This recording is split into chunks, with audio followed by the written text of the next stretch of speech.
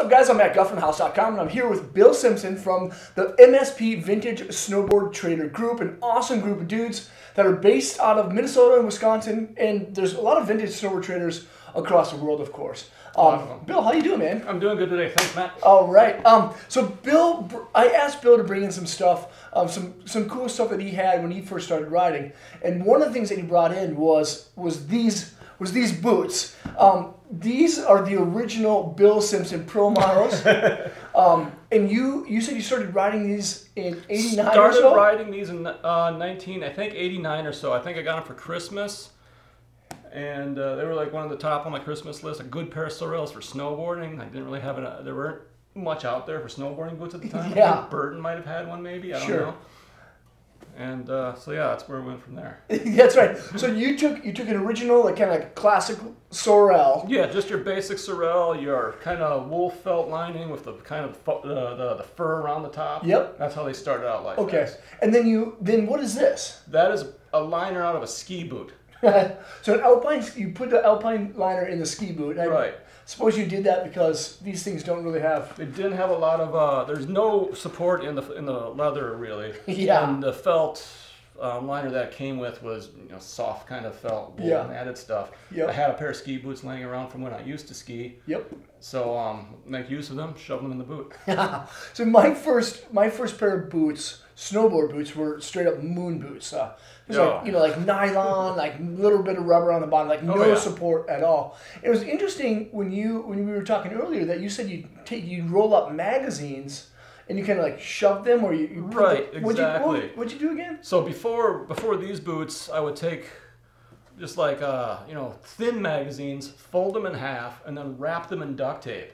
Okay. And even as idiot kids, we would experiment with laminating the duct tape. Like we'll do it vertically and horizontally to give you more strength here. Yeah. And we'd shove the duct taped magazine right down in between the liner and the boot itself. Yeah. And that would actually give you a little bit of support, and then it'd break down in about a couple, 2-3 rides. Sure. Sessions, and you'd have to just hit the mailbox and do it again.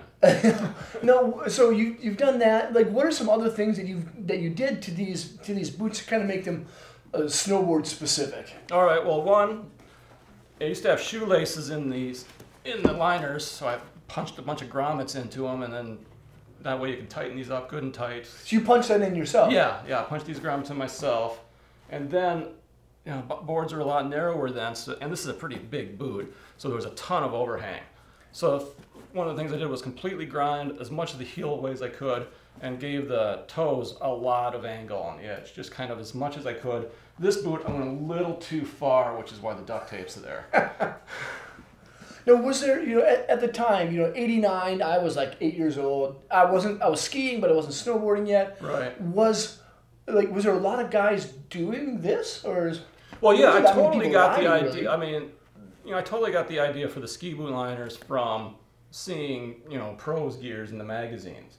They would, before, I can't remember some of the brands. I think Sorel might have even started to experiment with a ski boot, which was essentially a Sorel with a ski liner. Sure. I know some of the early Burtons were essentially the same, a Sorel with a ski boot liner. So I can do that.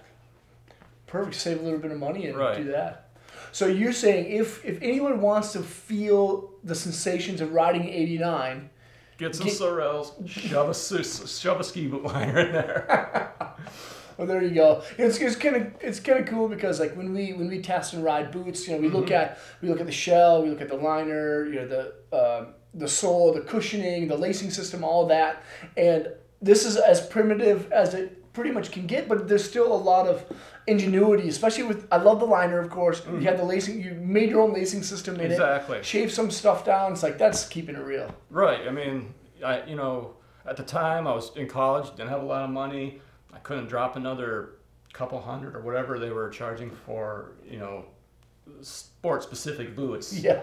So I made do with what I had. I think that was a lot of, the early years in snowboarding is making do with what you have. Yeah. I mean, essentially duct tape was a very important tool in the sport of snowboarding at that time. Yeah, and that's what's so rad. It's like, you can have fun no matter what kind of product you're riding. We saw top end product out there, but you can still get on very basic style boots. Even Oh, yeah. even entry price point boots that are maybe $100. They may not be for those high end riders, but you can still have fun while you're snowboarding and ride like a very soft boot or even a boot like this. Oh yeah, I mean that was the thing at the time was you could put on any kind of boots that you had, walk Yep. out the door and go snowboarding. Mm-hmm. You didn't need specific equipment for all that kind of stuff. Yep. And and even then we're trying to make our boots stiffer and stiffer as possible. Nowadays, Yeah. even the base, like I said, your basic, your freestyle, your softest freestyle boot is probably stiffer than anything I could have imagined at the time. Right. Yep. I mean, right now I'm riding what are they? The Nike Zoomites. Sure. And I ride them really stiff. Yep. So it's quite a change. Awesome. Well, Bill, thank you so much, Thank man. you, Matt. Appreciate it, guys. Thanks for watching. Make sure to check out more reviews that we're going to be doing with Bill and a lot of the vintage snowboard trader guys when they come up. Thanks for watching. Bill, thanks for being here, and I'll see you guys around.